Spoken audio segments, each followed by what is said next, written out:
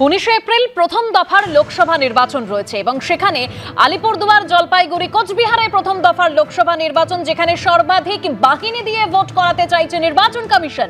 ইতিমধ্যেই রাজ্যে এসে পৌঁছেছে 177 কোম্পানি কেন্দ্রীয় বাহিনী, আর আগামী সপ্তাহে আসছে আরো 100 কোম্পানি কেন্দ্রীয় বাহিনী এবং 70 কোম্পানি ভিন রাজ্যের পুলিশও নিয়ে আসছে কমিশন। খবর সূত্রের উত্তরপ্রদেশ, গুজরাট, তেলেঙ্গানা থেকে পুলিশ নিয়ে আসছে কমিশন। খবর সূত্রের 100% বুথে ওয়েবকাস্টিং এর ব্যবস্থা নির্বাচন কমিশনের।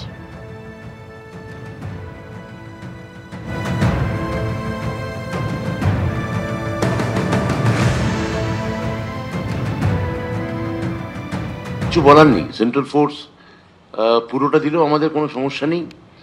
মানে যত একদিক থেকে কমায় ভালো, কেন পুরো সেন্ট্রাল ফোর্সের বিল তো আমাদের রাজ্য সরকারকে ভরতে হবে, ফলে কমালে একদিক থেকে ভালোই। এমনকি অনেক ভোটিং মেশিনেও বেশ কিছু সমস্যা দেখা দিয়েছে, তো তাহলে কি ফুললি প্রিপেয়ার্ড নয় ইলেকশন কমিশন এরকম মনে? সেটা আমি বলতে পারবো না, এটা আমাদের বলার কথা নয়। এটা আপনাদের যেটা আপনাদের কাজ, আপনাদের খুঁজে বার করার কাজ, সেটা যদি আপনার কাজটা যদি আমরা করে দিই সেটা ঠিক হবে না। চলো শেষ করি। শনিবার বালুরঘাটের সভা থেকে বিজেপির সঙ্গে সিবিআই, ইডি, এনআইএ এর মতো কেন্দ্রীয় এজেন্সির আঁতাতের অভিযোগে চাঁচা ছোলা ভাষায় আক্রমণে নামলেন মমতা বন্দ্যোপাধ্যায়। বললেন, এনআইএ আর সিবিআই বিজেপির ভাই ভাই, ইডি আর ইনকাম ট্যাক্স বিজেপির ফান্ডিং বক্স।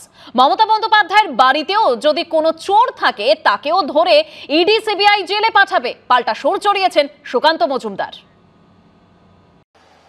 এনআইএ আর সিবিআই বিজেপির ভাই ভাই, আর ইডি আর ইনকাম ট্যাক্স বিজেপির টাকা তোলার বক্স, মানে ফান্ডিং বক্স। চোরেদেরকে সিবিআই এবং ইডি আবার ধরবে। মমতা বন্দ্যোপাধ্যায়ের বাড়িতেও যদি কোনো চোর থাকে তাকেও ধরে ইডি, সিবিআই জেলে পাঠাবে।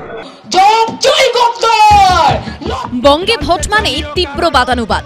ইতিমধ্যেই তুঙ্গে উঠেছে শাসক বিরোধীর বাকযুদ্ধ। আর 24-এর লোকসভা ভোটের আগে যা রীতিমতো আবর্তিত হচ্ছে একটি শব্দবন্ধকে ঘিরে।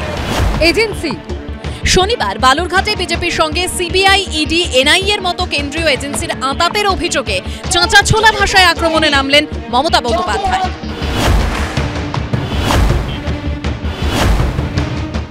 জোর করে টাকা তুলছে আর বিজেপির ফান্ডে দিয়ে দিচ্ছে।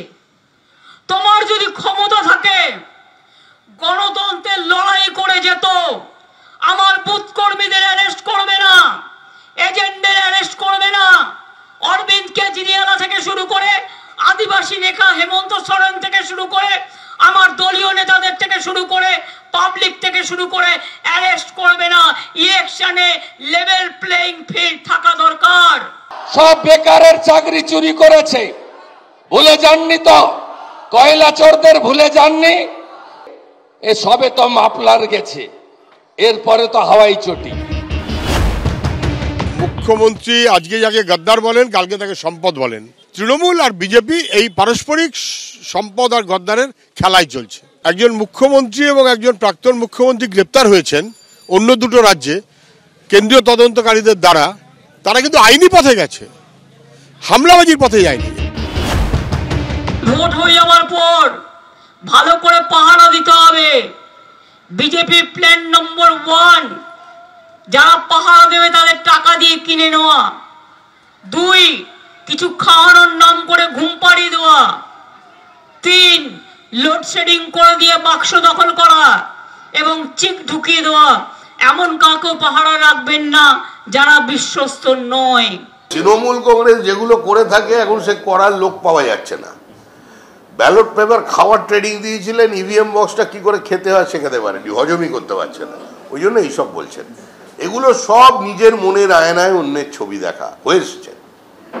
এবার যেতে হবে, এবার তো বিদায় নাও। সব মিলিয়ে কেন্দ্রীয় এজেন্সির তৎপরতা ও তাকে রাজ্যের শাসক দলের আক্রমণ ঘিরে লোকসভা ভোটের মুখে ক্রমেই চড়ছে রাজনীতির পারদ। অরিত্রিক ভট্টাচার্য, সন্দীপ সরকার ও ঝিলম করঞ্জাইয়ের রিপোর্ট, এবিপি আনন্দ।